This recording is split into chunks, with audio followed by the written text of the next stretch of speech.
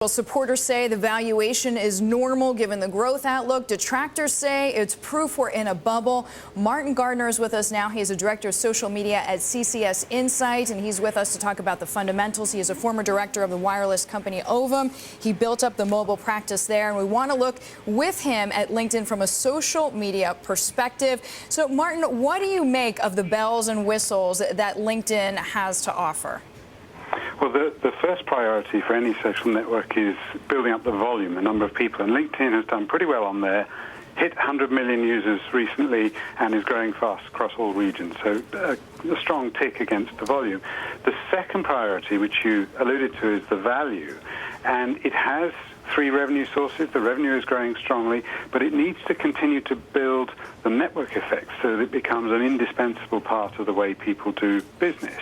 How does it do that? First of all, by spreading its reach across the web. Now, it needs a sort of like button, like Facebook has. It has a share on LinkedIn button, but maybe needs to do more with that. Second one is to build engagement amongst the users, and a key part of that is the mobile apps that it has across most of the leading mobile software. How would you rank that, Martin, from what you know so far about the LinkedIn app? Well, the LinkedIn app is doing pretty well.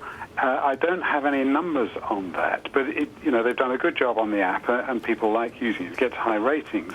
But like Facebook, there's no way of monetizing through the mobile app at the moment. So they haven't just cracked that, and that will be one of their key agenda items. So that's going to be something for LinkedIn to do, something for Facebook to do. I'm glad you mentioned the engagement as well, because critics of LinkedIn's valuation say that, you know what, people just don't spend as much time on LinkedIn as they do on Facebook. And we've been talking about this idea. What if Facebook decides to build up its own professional service? Then what happens to LinkedIn? Is there any value there?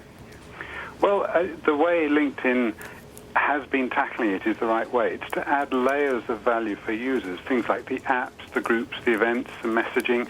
Maybe it needs a Skype button so that you can contact your friends directly through LinkedIn that way.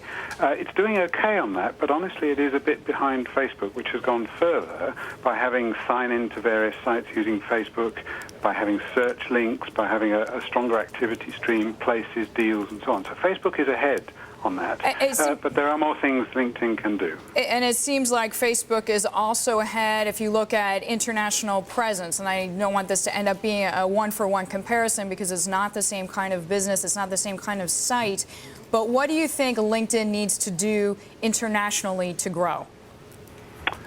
Well, it is already pretty strong across various regions, but I think it could always do more. Being a business site, it's always going to be smaller in absolute volume than Facebook, which serves a broader need than that. But keep going, more investment in outside North America and Europe. And would you see any particular regions that they absolutely must establish a footprint in? I would say the highest priorities must be Asia and Latin America, where there are a number of very large countries with strong economic growth and the opportunity to benefit from that growth. Martin, we thank you very much. Martin Garner joining us there. He is Director of Social Media at CCS Insight.